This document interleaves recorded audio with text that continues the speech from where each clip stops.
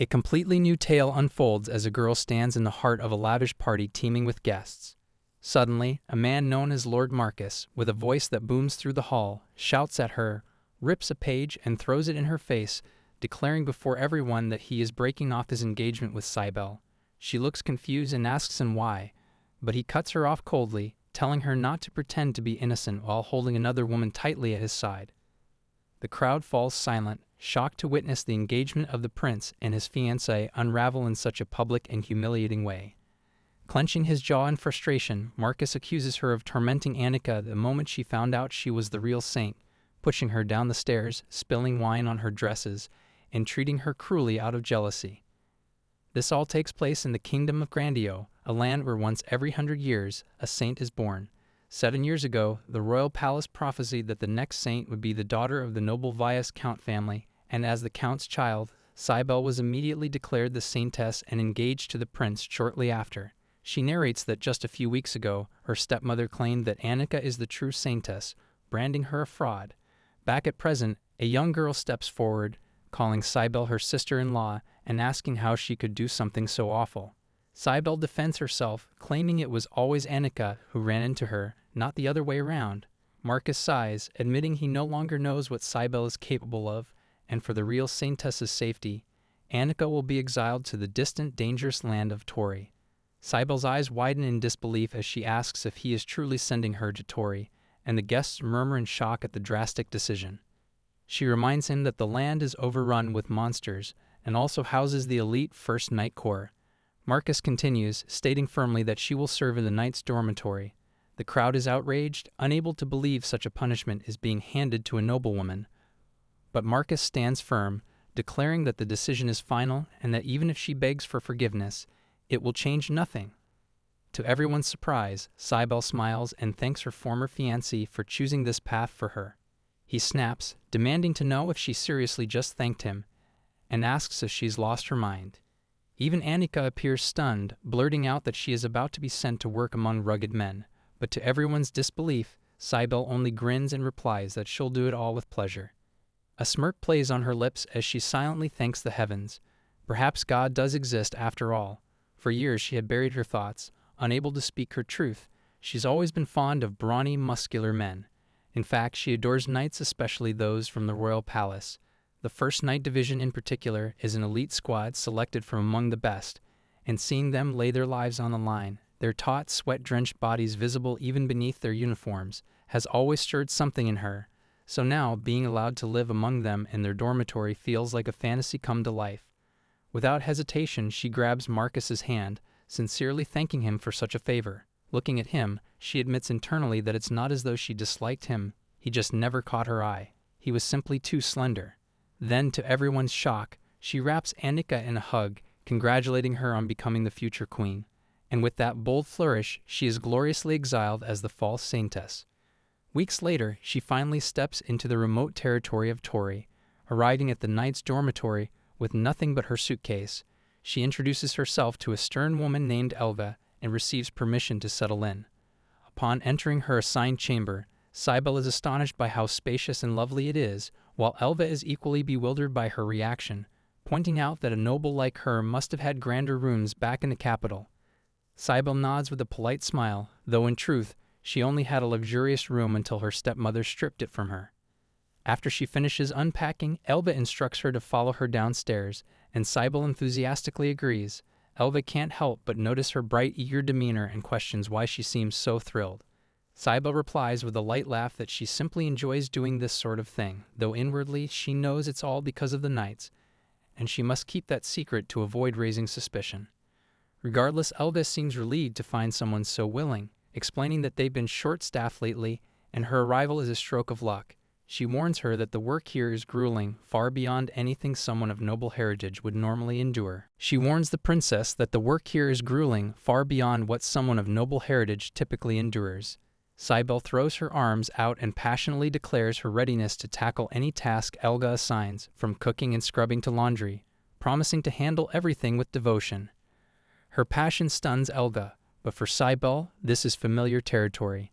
Since her father's death 5 years ago, her stepmother has forced her to perform every household chore. To Syel, this feels like a second chance at a life where she is no longer a helpless aristocrat. In her heart, she silently thanks her stepmother for sending her here.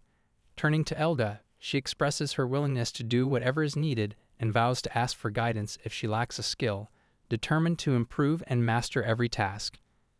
Elga smiles, her expression softening, and acknowledges that life hasn't been easy for Syel. Glancing at her small bundle, Elga questions why she carries so few belongings. Syel thinks to herself that it's embarrassing. Everything she owns now fits inside a single suitcase. Her stepmother and Annika took everything her father once gave her. Still, she reassures herself it's fine. This marks the beginning of her new life. Standing before a gate, she waits for permission to enter. Elga informs the commander of Syel's arrival. Syel is stunned, not expecting to meet the commander himself. The young man turns, warmly welcomes her, and remarks that her journey must have been tiring, inviting her to sit. Inwardly, Syel panics. The commander himself offers her a seat. Her eyes drift to his physique, and her cheeks flush as she realizes this is the legendary leader of the First Knights. Overcome with happiness, she feels she wouldn't mind dying here. Quickly, she urges herself to calm down. This is only the beginning. She introduces herself politely, stating that she is under his leadership starting today, and though she may not be of much use, hopes for his guidance. After a moment of silence, the commander bursts into laughter, finding her amusing. Syel freezes, worried her excitement makes her say something odd. As she nervously takes a seat, he encourages her to speak casually and introduces himself as Leo. When she addresses him as Sir, he gently insists he dislikes formalities, explaining that everyone under his command is like family and he prefers casual interactions, asking if she is okay with that. Still composed, she slips and calls him Sir again. Observing his warm smile, Syel is quietly taken aback. It's been so long since anyone smiled at her like this, she can't recall the last time. Leo is nothing like her former fiancé, and with that thought, her admiration for the knights deepens. Leo informs her that he will introduce her to the others later, and they'll see her at dinner. That sounds pleasant to Syel. Elga adds that she'll give her a brief tour of the place in the meantime.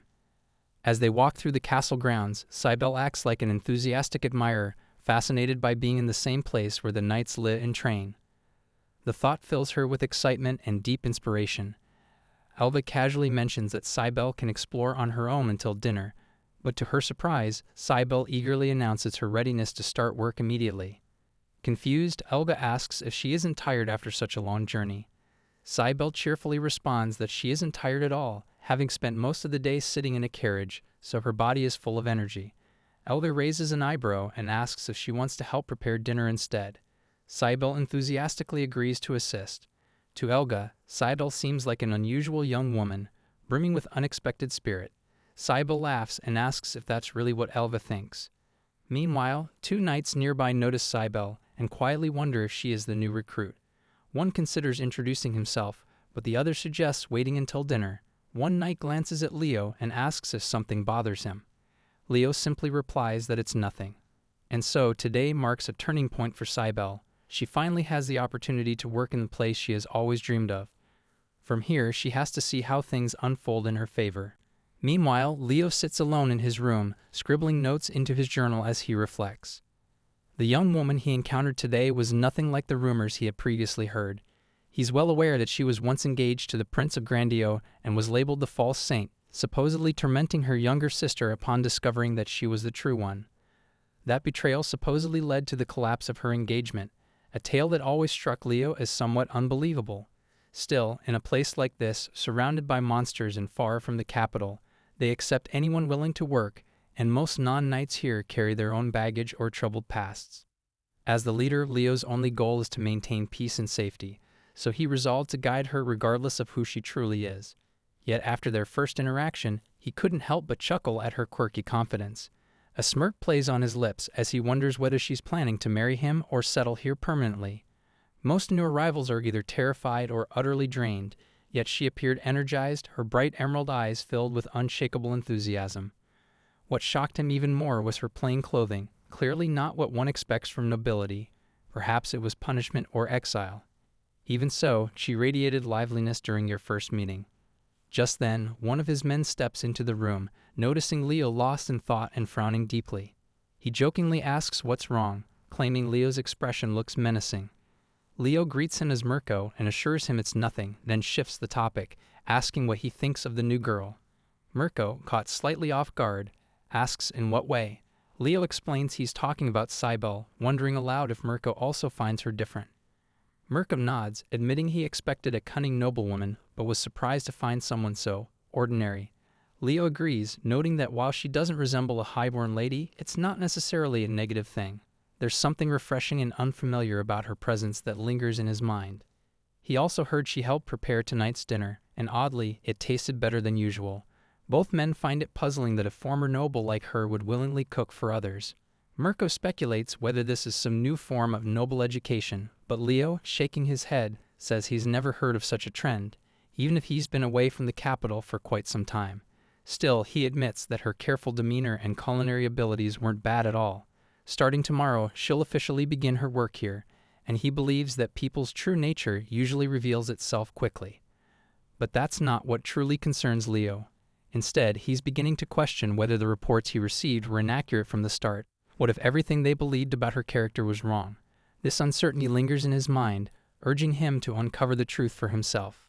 The next morning, Syel wakes up earlier than anyone else. Even the knights are surprised to see her already up and active. With her usual bright and cheerful tone, she explains that she woke early to help prepare breakfast. Moments later, she pushes open the kitchen door, greeting everyone with a warm good morning. The kitchen staff and others are taken aback by her energy so early in the day. Smiling, she asks if there's anything she can assist with. Elva looks at her curiously and questions if there's anything she doesn't know how to do. Watching her, Syel silently wonders if this is what having an older sister might feel like, perhaps someone like Elva. Her gaze shifts to the pantry, and she notices that, despite this being a remote area, the food supplies are quite generous. It's clear that the residents here are provided with high-quality ingredients without limitation. Thanks to that, she thinks, she's also able to enjoy such satisfying meals.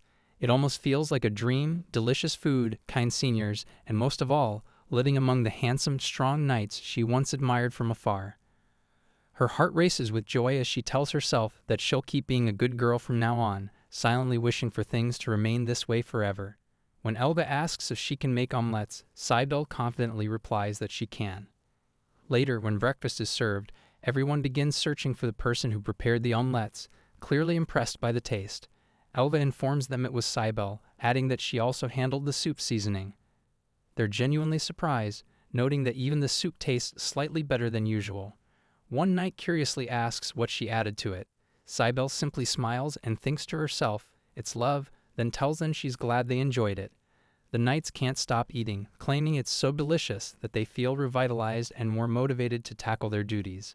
Elva, pleased by the positive feedback, officially hands over the responsibility of meal preparation to Syel, and she happily accepts.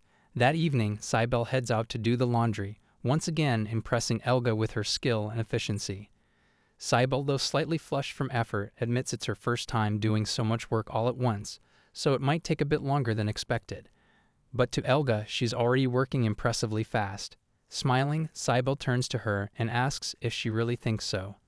Syel feels overjoyed in her heart, determined to do her absolute best to meet everyone's expectations. However, she struggles slightly while trying to hang the laundry, as the wires are a bit too high for her shorter frame. The real reason she always tries to finish tasks quickly lies in her past. Due to the harsh education she received as a noble raised like a servant, she never had much free time. She often had to cook her own meals, clean her room, and do laundry all on her own. Because of that, she developed the habit of rushing through chores just so she could sneak in time to read romance novels, especially those featuring cool and stoic knights. She also secretly used to peek out from her window to watch the knights train. In truth, it's those very days that prepared her to handle work so efficiently now. While sorting the laundry, she suddenly notices that all the clothes share the same style, and with a jolt, she realizes they are the under-uniforms worn by the knights beneath their armor. Overwhelmed by joy, her head starts to spin slightly. Helga, noticing something is off, rushes over and asks if she's all right. Syel quickly apologizes, saying she just felt a little lightheaded. Elva urges her to sit and insists that she take the rest of the day off to rest in her room, but Syel politely refuses, insisting that she's fine. Internally, she's panicking, thinking that if they discover her excitement, they might throw her out. She couldn't bear to lose what feels like a paradise. Determined to stay, she steadies herself and tells herself she won't give in to her emotions. After all, she was once engaged to a prince, she must maintain composure. Just then, someone calls her from behind. Turning around, she sees Leo approaching. He tells her he had stepped out for a bit of work, and upon returning, he saw her working so hard to hang the laundry. Syel is flustered, finding it hard to believe he caught her in such a moment. Suddenly, Leo reaches into the bucket she had been using. Syel's heart skips a beat, confused and amused, wondering if this is some sort of reward for her efforts. Could this be her pay for the day? The thought leaves her both surprised and delighted. Syel gently tells Leo that he doesn't need to help with the chores himself and suggests he take a break inside, but he shakes his head, disagreeing. He explains that the place is already short-staffed and everyone tries to do as much as they can on their own. A few more knights step forward, mentioning that they also want to lend a hand. Watching them, Syel begins to truly understand what Leo meant when he said they were all like family. These knights not only risk their lives in battle, but even the staff working in the dormitories face danger daily. Yet the atmosphere here remains warm and welcoming. After finishing her chores, Syel sits down beside Elva to enjoy their meal. With a soft smile, she remarks how kind everyone here is. Elga nods and asks if that's how she sees it, then shares that each person in this place has their own story, including herself. She reveals that she was practically sold off to repay her family's debts, and most of her earnings are still sent back home. Despite that, she now prefers her life here far more than her past, and it's all because, just as Syel said, the people here are genuinely wonderful. Hearing this, Syel realizes she isn't alone in having endured hardship. Perhaps coming to this place has allowed her to finally find a bit of happiness. And much of that, she feels, is thanks to Leo's genuine warmth. She comments that Leo is not only approachable and kind, but also carries himself with a certain elegance, making it clear he must have been raised well. Elga agrees with a small smile, but Syel notices something in her expression and quickly adds that Elva is the same, graceful and beautiful in her own way. Elva thanks her for the compliment and says that ever since Syel arrived, she feels more energized. Maybe it's because the meals Syel prepares are so delicious. At that moment, Syel comes to understand more deeply that everyone here has their own burdens, yet they keep moving forward. She begins to wonder quietly to herself, does Leo have a story of his own as well? It has been a full week since Syel arrived at the estate, and here, every task is assigned based on each individual's strengths. Her responsibilities include meal preparation and handling the laundry. One afternoon, while she's feeling slightly fatigued during her laundry duties, Leo suddenly appears, offering her sincere praise for her hard work. Syel finds herself unable to look away from him, mesmerized by his striking features and perfectly balanced physique. Even the man standing beside him, Mirko, looks equally impressive. Noticing that she seems dazed, Mirko asks if she's feeling all right. Snapping out of her trance, she shakes her head and tells them that she is fine, insisting it's just a little overwhelming. Flustered, she adds quickly that she was only talking to herself.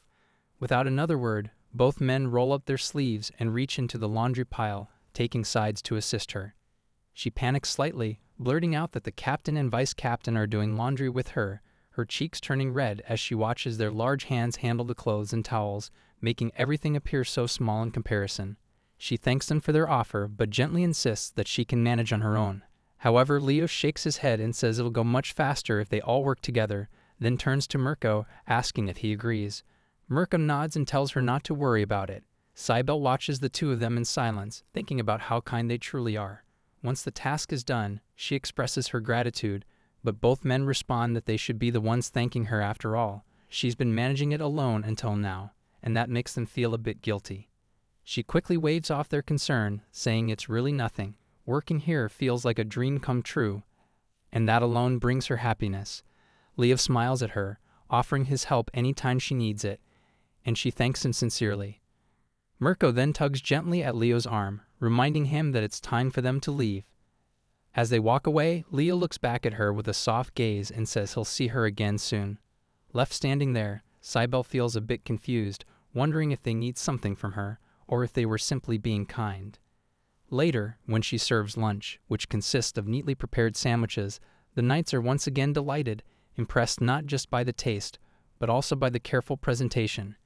Even Leo compliments her culinary skills, and while the praise warms her heart, Syel remains quietly puzzled. She can't understand why they find her simple meals so incredibly delicious, especially when they're nights. The sandwiches Syel prepares are noticeably crispier than usual, and the knights sincerely thank her for her exceptional effort. She smiles modestly, telling them they're exaggerating and that it's really nothing. But Leo, curious, remarks that there must be something special in her cooking that seems to give them energy. Syel laughs softly, expressing her gratitude for the compliment, genuinely delighted that they enjoy the food she prepares. Despite this being a dangerous region, there hasn't been a single monster attack since her arrival, which she knows is thanks to the tireless protection of the knights. After lunch, the men insist they'll handle the dishes themselves, much to her surprise and amusement. Watching them roll up their sleeves, she finds herself distracted, quietly admiring their folded arms and toned muscles. When one of them asks if she said something, she quickly covers it up by saying she simply appreciates all their hard work. At night, Leo turns to Mirko, asking what he thinks of Syel. Even Mirko admits she doesn't seem suspicious at all. Leo nods in agreement, observing that her reactions are entirely genuine though occasionally odd. They never feel dishonest. Elba also vouches for her, stating that she is incredibly diligent, never slacks off, and has shown no hidden intentions. In fact, if anything stands out, it's her humility and dedication. That alone makes Mirko wonder if the original reports about her might have been inaccurate. Leo agrees, remembering that Syel's father, Count Vyas, passed away 5 years ago, after which her stepmother adopted a relative to inherit the title. Their relationship was likely strained, and perhaps the stepmother aimed to marry her own daughter to the prince. Staining Syel's reputation would have made that goal easier, especially if the prince accepted it all without proper investigation. Feeling a growing sense of injustice, Leo tells Mirko that this situation needs to be quietly investigated as it could potentially impact Prince Marcus's future. Mirko agrees, stating that if that's the case, Leo won't be able to remain uninvolved. As the conversation ends, Leo silently reflects, feeling a deep sympathy for Syel. He can't even imagine the kind of life she must have endured. Despite everything, she smiles so brightly and works so hard. Looking at her, he thinks that such a small frame must have carried so many burdens, and the only thought that crosses his mind now is this: if she's struggling, he wants to help her because she's already endured enough, and more than anyone, she deserves a chance to be truly happy. Mirko casually asks Leo if he's thinking about Syel, pulling him out of his thoughts. Leo responds with a quiet yeah, maybe, and his friend chuckles, telling him not to worry, she might actually be enjoying her time here far more than they expected. Leo nods, agreeing that if that's true, he hopes it stays that way and mentions he's going to take a short break. Meanwhile, Syel is coming down the stairs, her heart light and a cheerful smile on her face. Since she started working in the dormitory, each day has been filled with small joys, and at this moment she's simply feeling thirsty, planning to head to the dining hall for a glass of water. As she steps inside, the pleasant aroma of herbal tea hits her senses. Curious, she opens the door further and spots Leo sitting there. He looks up and asks what brings her there so late at night. She explains she came for some water, and he smiles, saying her timing is perfect and invites her to join him. As she looks at him, her eyes briefly trace the outline of his well-built frame, and her cheeks turn red. Leo, unaware of her flustered thoughts, introduces the tea to her, mentioning that it has a light, refreshing aroma. Then he gently asks if she's adjusted to life here. Without hesitation, she blurts out a joyful yes, explaining that everyone has been so kind, and she genuinely enjoys her tasks. His expression softens into a smile, and he jokes that his tea could use a bit of sweetness. Immediately, she rushes toward the cupboard to grab some honey for him, but struggles with the cap. Seeing her fumble, Leo steps forward and offers his help. As he opens the jar with ease, the only thing Syel can focus on is the way his long, masculine fingers move. She thanks him and reaches out to take it, but in the process, her hand brushes against his. Her cheeks flare red as she silently panics, mentally screaming that she didn't mean to touch the hand of a national treasure like him. She stammers out an apology, trying to calm herself down. Leo simply chuckles and reassures her that it's nothing, and in fact, he should be the one apologizing. Her eyes widen as she stares at his kind expression. He notices and gently asks if something's on his face, prompting her to quickly turn away and mumble that it's nothing before hurrying off to bring him the honey. When she returns, she sits down beside him, watching silently as he stirs the honey into his tea. The moment is quiet, almost still, yet strangely comforting. As she continues to observe him so closely, a strange sense of familiarity washes over her. It feels as though she's met him before, perhaps in a distant dream. Syel completes preparing supper and settles gracefully at the dining table. Tonight she has made a rich stew of rabbit meat slow-cooked in fragrant wine, served with soft, fluffy bread still warm to the touch. The aroma alone fills her with quiet joy, and she keeps admiring her own effort with gentle pride. A tender smile remains as she questions whether she truly deserves such easy happiness. For the past 5 years, her pastimes consisted only of reading stories and observing the knights of the royal court, yet now she finds delight because the people in this place treat her with kindness and even the simplest meals taste marvelous. Suddenly, Leo steps into the room and asks why she seems so cheerful. She stares at him in shock, realizing uneasily that she might have voiced her thoughts aloud. Rising at once, she apologizes for speaking so loudly and respectfully asks if he needs her help. He replies that he is merely looking for something to drink. She offers to bring it, but he gives a soft smile and gently tells her to stay at ease, assuring her that he will take care of it himself. As he pours the tea, he asks if she minds his sitting beside her. She answers calmly that she does not, though soon she grows distracted by his closeness, her gaze following the shift of his throat as he drinks, only to notice she has been staring too long. Tilting his head, Leo wonders if something troubles her. Snapping out of her trance, she quickly insists that nothing is wrong, reminding herself she must carry the manners of a proper lady. He comments that he already ate earlier and praises the effort she put into the meal. She answers that his words bring her relief. Taking another bite, she beams and admits how much she adores the bread's tender softness. Her remark puzzles him, and he confesses she often leaves him uncertain, for she was once a princess, a noblewoman, and even promised to a prince, so surely she had eaten food far finer than this. Startled, she coughs on her bite, and with concern, he urges her to eat calmly while offering the tea. She sips it, then grows flustered when she realizes it is his own cup. He only smiles kindly and assures her that her cooking gives them strength, lifts their spirits, and is treasured by all. She answers softly that it is nothing, adding that it will take her much longer before she can reach the skill of the master chef. Syel speaks with deep respect for the knights, admiring how they protect others even at the risk of their lives. She says Leo's presence makes her feel safe and notes how the knights, unlike nobles, are strong yet humble and kind. Leo chuckles, saying she's exaggerating, but she passionately insists she's not. When she realizes how close she's gotten, he steps back with a laugh, calling her amusing and thanking her for being a steady source of strength with her encouraging words. Surprised by the compliment, Syel recalls her time with Marcus, how they never laughed together as nobles weren't allowed to show such emotions. But the knights laugh freely, and it makes her thankful for her broken engagement, even as she quietly wonders about her family.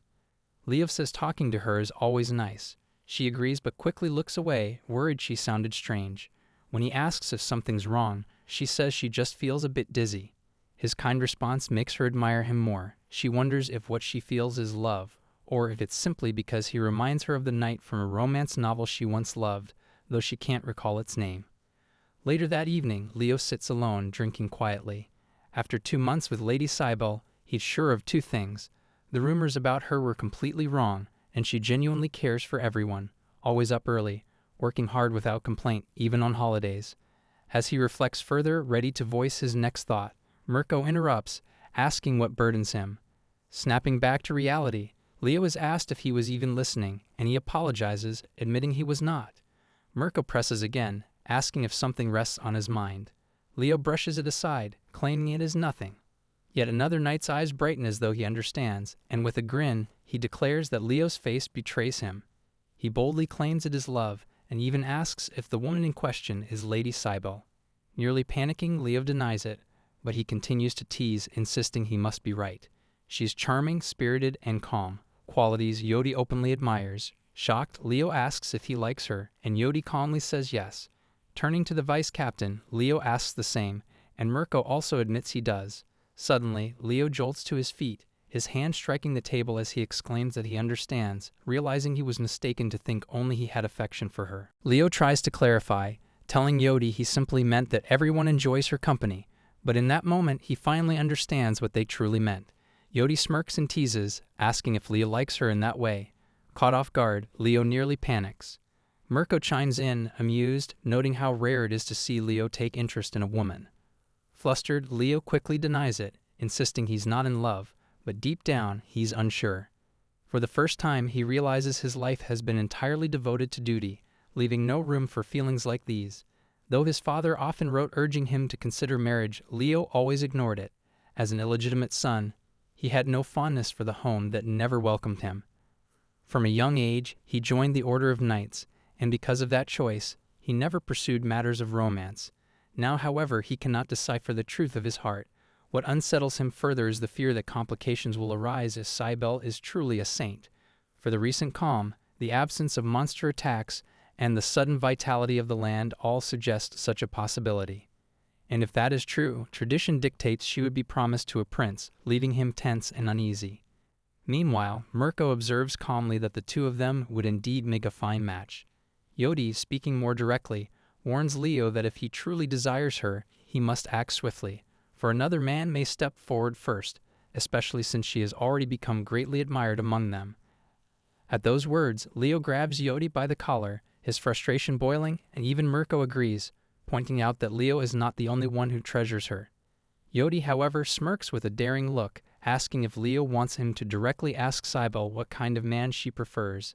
This makes Leo realize that he needs to be cautious, for he cannot continue living in such turmoil any longer. The scene transitions to the royal capital. Annika suddenly shouts that she can't take it anymore. Her tutor scolds her, reminding her that noble ladies must not speak that way.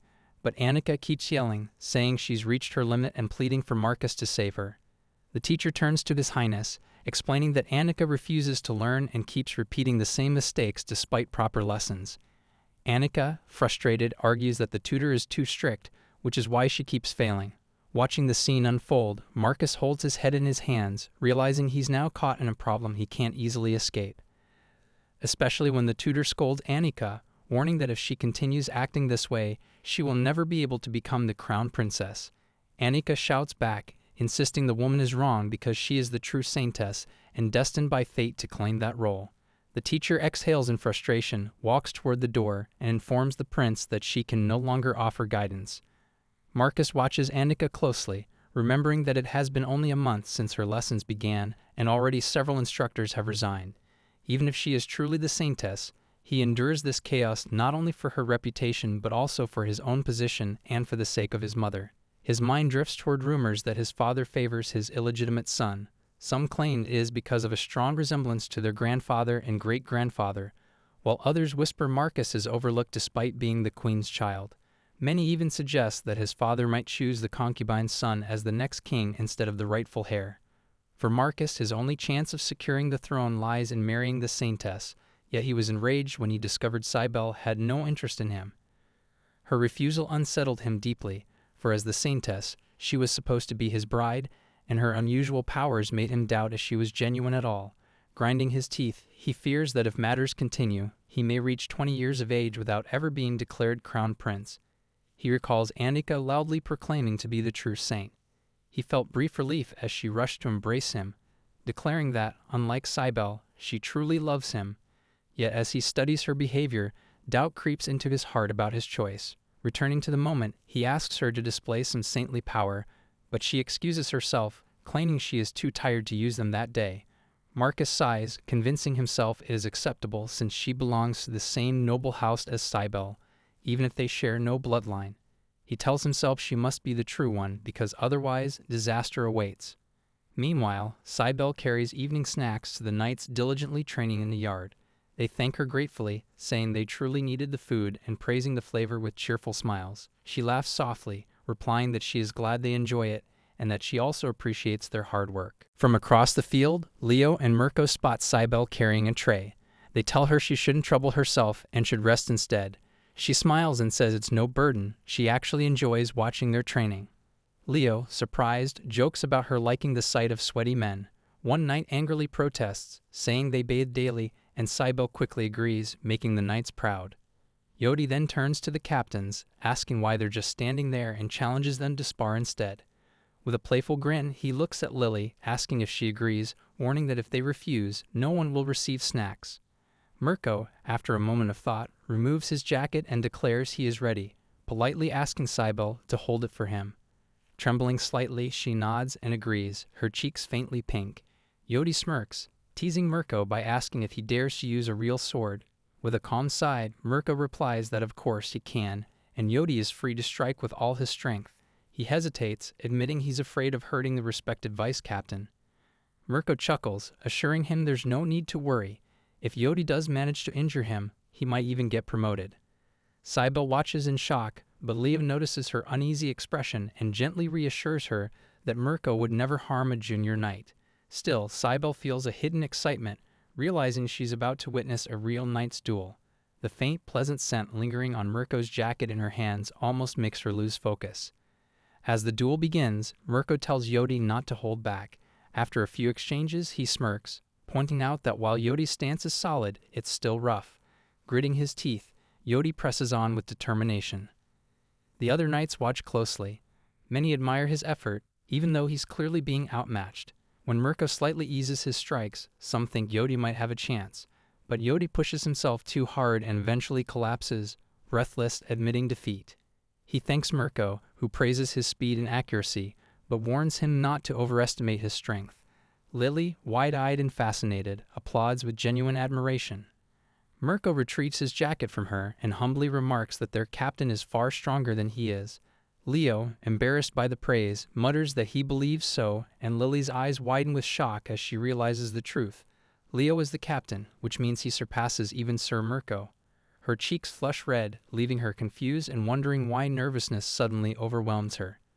Later, as night quietly settles over the camp, she gathers courage and walks to Leo's quarters.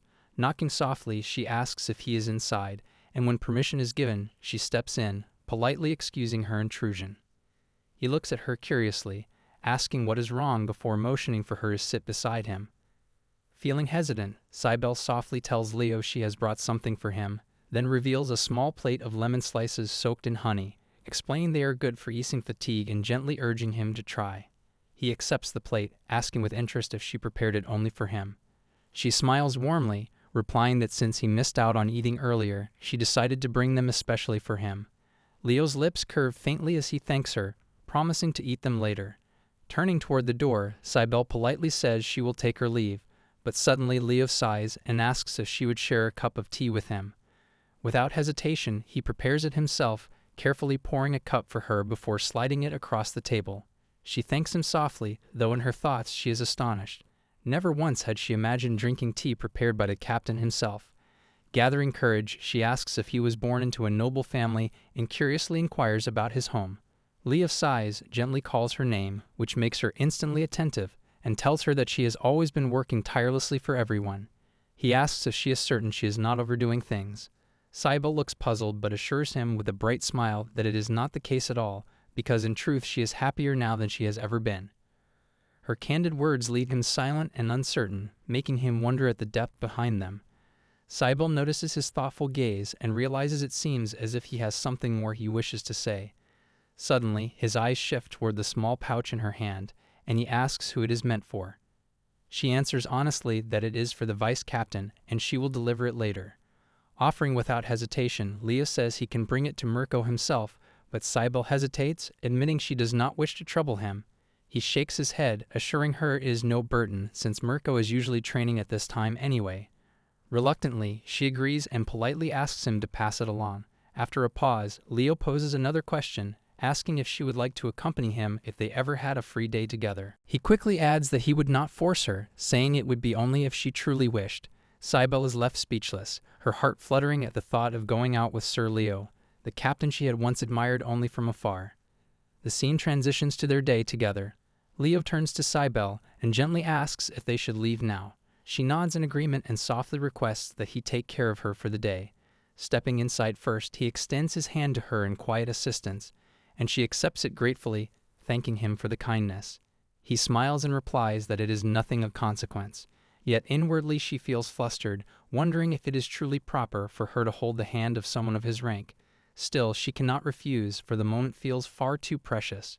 She admits with sincerity that she appreciates him setting aside time from his demanding duties, but he reassures her easily, saying it is no trouble at all since he is looking forward to the outing himself. It has been quite some time since he last went into town for anything beyond work, and he hopes this day can serve as much needed rest for her as well. As the carriage rolls forward, Syel thinks to herself that if such a break means being accompanied by his strength and warmth, she would gladly welcome it always. She confides that even during her years in the royal capital, she rarely had the chance to visit town, so she feels truly happy that he invited her today. He looks a little surprised, asking if that is because her days were consumed by the rigorous training expected of a princess. She nods, admitting it is true, and is moved by how he understands her circumstances yet continues to treat her with kindness, even though she views herself as only a false saint. Secretly admiring how handsome he looks in casual clothes, she is briefly lost in thought, imagining leaning closer at him. Flustered, she suddenly blurts out a thank you. Surprised, he asks what for, and she hurriedly replies, "It's just for today." Soon, the carriage arrives at the bustling city of Tori, and as they step out, townsfolk are amazed to see the captain walking among them. Several greet him warmly, remarking that it has been some time and asking if he has come to shop. A cheerful shopkeeper calls out eagerly, mentioning he has fresh apples in stock and urging him to take some. Leo thanks him politely, promising to return later. The man then notices Syel beside him, his eyes widening as he asks if the captain is on a date. Leo lets out a quiet laugh, replying with a teasing grin that perhaps it would not be so bad if that were the case. Syel gazes at him in disbelief, her thoughts spinning as she wonders what he means by calling this a date, silently questioning if it truly is one. Her breath catches when the realization strikes that her very first date in life is happening with Leo. He smiles gently, asking if they should move ahead since the crowd is thick here, reminding her to be cautious. Once more, his hand brushes against hers, sending her heart racing so wildly that she swears she might never wash it again, secretly thinking that even if he asked her to follow him into the depths of hell, she would willingly go. Soon he guides her to a shop where the shopkeeper greets them warmly and displays delicate chant lace, a fabric also admired in the royal capital. At first, Syel panics inwardly, imagining he might harbor some odd hobby of dressing like a woman, but instead he smiles softly and asks if she would allow him to buy a gift for her. Stunned, she blurts out that she would accept only if it is not burdensome for him. But he quickly insists, raising his voice slightly to emphasize that it is no trouble at all, pressing her again if she will truly accept it. Her eyes widen in disbelief, and moments later, she emerges in the elegant new dress. He studies her with a pleased smile and says it looks just as stunning as he expected. Assuring her he doesn't give empty compliments, he gently urges her to see for herself. Leading her toward the mirror, he points out how perfectly it suits her and how beautifully it harmonizes with her hair. Then, turning toward the shopkeeper, he firmly declares that he wishes her to keep wearing it and to finalize the purchase. The shopkeeper agrees, promising to wrap up her old attire. Still overwhelmed, she shyly asks if he is truly going to buy it for her, and if he is certain he is fine with it.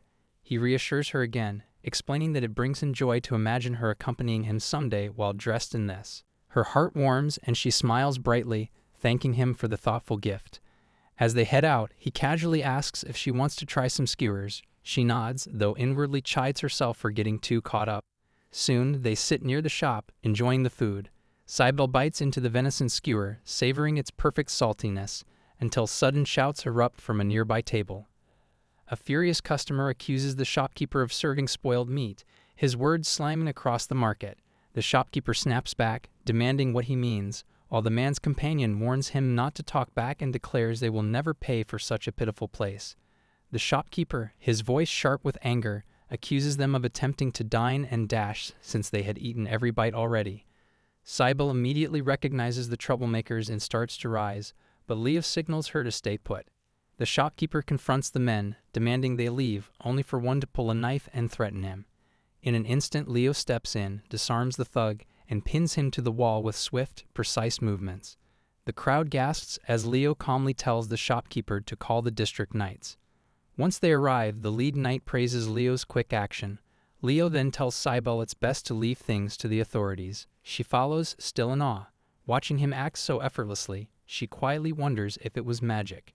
Trying to shake the daze, she mentions the food was great. Leo smiles, glad she enjoyed herself.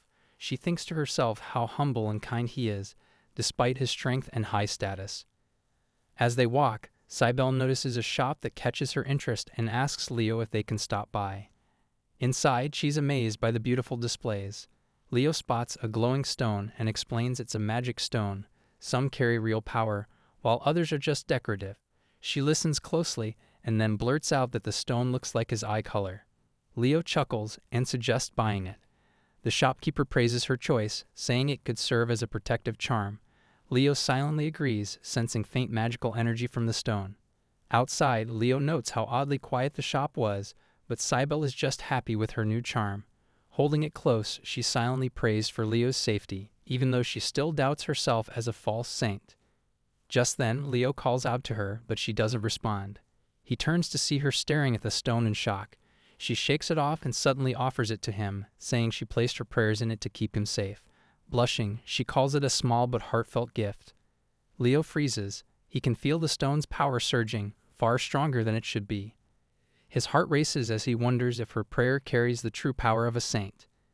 Sitting alone in her room, Syel realizes she has the whole day off, a rare treat.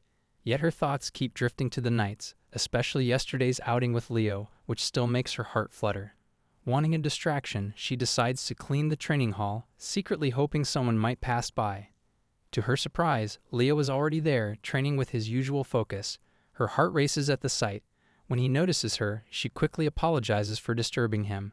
He reassures her gently, asking if something's wrong. Watching him work so hard even on his day off, she feels a warmth deeper than admiration. Her eyes trace his muscles before he hurriedly puts on his shirt, apologizing. Flustered, she blurts out a request to see him again, then panics and covers it up by saying she just came to help clean. Leo smiles, thanking her but urging her not to push herself. She insists she enjoys helping, adding, half-jokingly, that she's already been rewarded, though it's a secret. With quiet sincerity, he tells her that if anything ever troubles her, she can come to him. He admits he left home young, finding purpose on the battlefield, and though he may not be the most dependable, he wants her to know he's on her side. Touched, Syel thanks him, saying his words mean a lot. As he leaves to wash up, she teases that she'll try not to drool. His earlier serious expression lingers in her mind longer than expected. Meanwhile, Leo returns to his quarters, pulling out the gem she gave him and staring at it thoughtfully. Later he visits Mirko, who's fresh from the shower and munching on Syel's snack, commenting on how delicious it is. Leo agrees easily, saying it must be because she put her heart into it. Mirko narrows his eyes, asking why Leo has come so late at night. Startled, Leo avoids his gaze, but Mirko notices his hesitation and jokingly asks if something is stuck on his face. Leo blurts out that he only realized Mirko has sharp eyes, a strong nose, and well-formed lips. Mirko nearly chokes in shock, staring in disbelief, wondering if Leo holds that sort of interest. Flushing, he quickly denies it, though his thoughts circle restlessly. Why exactly do women admire Mirko so deeply? Is it his striking features, his sturdy frame, or perhaps the aloof air that makes him seem unattainable? Uneasy under the prolonged stare, Mirko demands that Leo say what is truly on his mind. At last, Leo admits that during the duel, Syel had watched with unbroken fascination. It was clear that Mirko instinctively knows how to capture a woman's heart. With a chuckle, Mirko tells him that if he planned to bring it up, he should have at least put on a show himself to impress the knights. Leo agrees with a nod, then suddenly challenges him to a spar. Mirko raises a brow, unsure if he's serious, then teases that there's no need to be jealous. After all, she gave him her food first. That alone proves where her favor lies. Though Leo concedes the point, Mirko pauses, his expression turning serious, and asks if he's truly in love with her. The question catches him off guard. He thinks back, how happy he felt just seeing her today, how close he came to confessing. And the memory of that glowing gem returns. That moment, wasn't it the power of a saint's prayer? Mirko asks if they had a moment alone. Leo quietly says they did. He told her she could lean on him whenever she needed. Pressing further, Mirko wants to know how she responded. He remembers her smile, so bright and sincere, and how her words of thanks left him breathless. Yet even now, he's unsure whether the depth of his feelings truly reached her. Taking a slow sip of tea, Mirko remarks that he believes they did, yet for Leo the truth runs deeper. Beyond titles or duty, he knows he genuinely loves her. Meanwhile, in the royal castle, Anika lounges comfortably, nibbling on her favorite sweets until a servant interrupts, reminding her it is time to resume her bridal training. Irritated, she questions why, insisting that as the proclaimed saint she is destined to marry the crown prince regardless, and for now what truly matters is indulging in more cake. The crown prince approaches, frowning as he sees her eating, asking if she is still not finished. She retorts that a saint must remain happy for her powers to function. But when he makes a sharp comment about her appearance, she bristles with anger, demanding if he just called her fat. To her shock, he admits she has gained a little weight, which enrages her further, shouting that he is unbearably cruel. In the end, overwhelmed, the prince yields, sighing and telling her to do as she pleases. Their quarrel is abruptly cut short by a knight rushing in with urgent news. A monster has appeared in the royal capital, emerging from the direction of Tori. Yet thanks to the swift action of the Third Knight Order, the beast was subdued quickly, and the destruction kept to a minimum. Annika, startled but relieved, asks if the castle itself is safe, then sighs in relief when assured it is, showing little concern beyond that. The prince, however, studies her expression in disbelief, thinking bitterly that a true saint should care more for the suffering people than her own comfort. His eyes widen in alarm, for he knows that in recent years not a single monster dared to breach the capital's walls, yet now, with a supposed saint present, they suddenly appear. Uneasy, he questions the knight further, asking if there was any reported damage in Tori. The knight assures him none, explaining that, strangely, just like the previous month, no incidents have been recorded there. The prince stiffens as realization strikes. In such a dangerous region, not a single monster has appeared for months, and this unusual calm began after Syel's exile.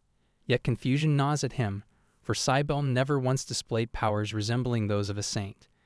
Now reflecting on Annika, he recalls uneasily that he himself has never witnessed her abilities firsthand. The only testimony of her divine power comes from her mother's claim alone. Seething with anger, he orders Rick to infiltrate Tori. Here I am,